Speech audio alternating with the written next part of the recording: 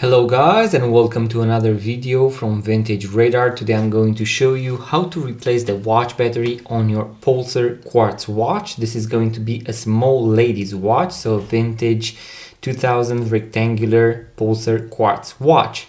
Today's model is going to operate with the 321 watch battery type, but there are going to be very similar watch battery sizes. As you can see, the 377, then we also have the 364 and the 379 watch battery types that you can normally find within these watches. I'm going to leave a link in the description box below to all battery types, but I'm also going to show you how to identify the exact watch battery type that your watch needs. As you can see here on the table, I have a bunch of different tools that I normally use in order to replace watch batteries to work on my watches, and I would definitely recommend you go and check out the basic watchmaker toolkit that I have in the description box below, and also consider buying a press, as many of these snap-off back watches cannot be closed with your bare hands alone, and you are going to need a watch press at the end, and I'm also going to show you how to use that as well. So I'm going to leave a link in the description box below to all the tools, the batteries and the watch press, so make sure to check them out. So as you can see, the watch is ticking since it already has a brand new watch battery, but I'm going to show you the process nonetheless. So what we want to do is to first take the watch knife that can have different shapes and forms. For example, the one inside the basic watchmaker toolkit is going to look just like this. And what we want to do is to look on the circumference of the watch and find a small lift, so a small place where the back case is going to look a little bit different, and that is because we can actually put our watch tool in between the watch case and the back case of the watch. So in my case, what I want to do is to take my back case opener and put it underneath the back of the watch and then push the back of the watch towards me in order to lift it up. And as you can see, we are going to remove the back of the watch. Now, something really important that is going to be present on most watches is going to be this rubber gasket right here. In case it comes off, you need to put it back in, or in case you move it or you want to grease it, always make sure to put it back in, because this is going to ensure that water resistance, starting from, let's say, maybe no water resistance up to 100, 200 meters, and even more if you have a diver's watch. So this is going to be very important. Now, when it comes to this watch, as I mentioned, this is going to be a small ladies piece. And as you can see here, we have the movement, we have a plastic holder right here, and then we have the watch battery. Now, there are going to be a few key principles that you want to follow when you are going to replace watch batteries by yourself at home. The first one is to make sure that your, let's say, pair of tweezers, your instrument that you normally use, is not going to touch the coil right here. So as you can see, this is going to be the coil, and in case you touch it with your pair of tweezers and damage it, your watch isn't going to work anymore, and basically you have permanently, let's say, damaged your quartz movement. The second thing is that if you have a plastic holder, sometimes it is very useful to remove it. And in order to remove it, I would always suggest you approach it from a side where you do not have the watch coil. So I'm going to take one tip of my pair of tweezers, insert it right here, go underneath the plastic, and then gently remove it just like that. Now I'm going to take the plastic and put it right here. Sometimes you do not need to remove the plastic, as you can remove the watch battery without doing so, but some plastic covers are also going to cover the watch battery, and that is why you need to remove them. Now, as you can see, when it comes to the watch battery itself, you can actually read the watch battery type on the plus side of the watch battery.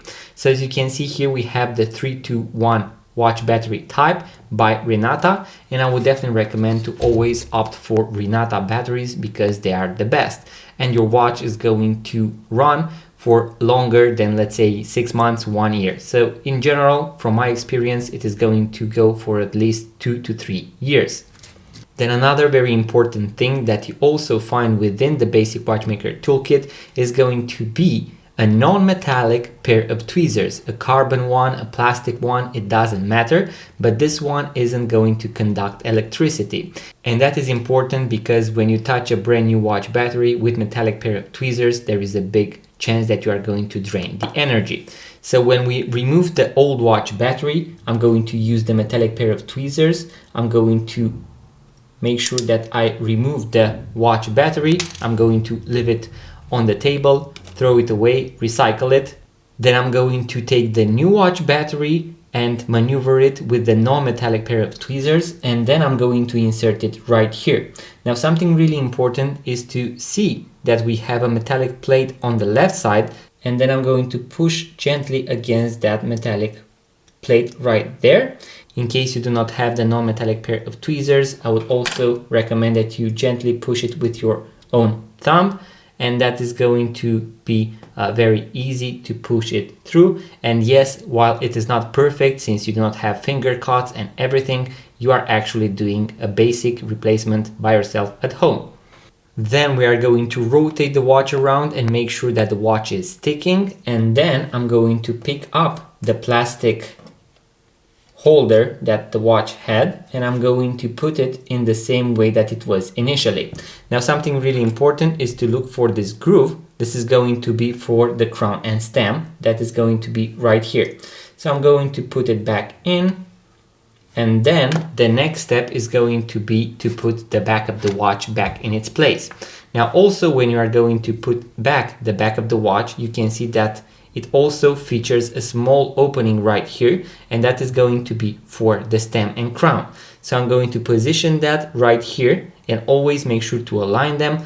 Also, another important thing that you can look out for is that the writing should always match the branding on the front. So as you can see, we have Pulsar right here, and the writing on the back should be facing the same way.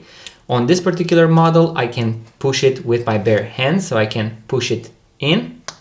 You can even hear or feel a small click. Then you want to make sure that the watch is ticking. But in case you won't be able to push it with your bare hands, this is going to be something that many of you are going to confront with. We are going to need this watch press. And what this watch press does is that it allows me to distribute the force on the back of the watch perfectly so that I can push the back of the watch back in its initial position. And you are also going to receive a bag with extra plastic rings in order to have all of the sizes that you are going to need. Now, when we want to press down the back of the watch, there are going to be a few things that we want to look out for. The first one is that with your watch facing down, you want to make sure that the plastic ring does not hit the watch crystal, so it doesn't apply any pressure onto the watch crystal, because if you have glass and you apply pressure, you are going to break it. This is going to be a special watch because it has this rectangular watch case, so I want my plastic ring to always hit the watch case. So to hit it right here, never onto the watch crystal. Then another important thing is that you want to make sure that this plastic ring right here, so this plastic piece, isn't going to touch the crown of the watch, because you can easily bend it. Then the other thing is that when you are going to press it down, you want to make sure that this ring right here is going to apply pressure exactly where the back case is going to get inside the watch case. And then also, once again, make sure that it isn't going to press onto the watch crown. And then you are going to press it down. When you have round watches, so round cases, this is going to be easier, and that is going to apply to most watches.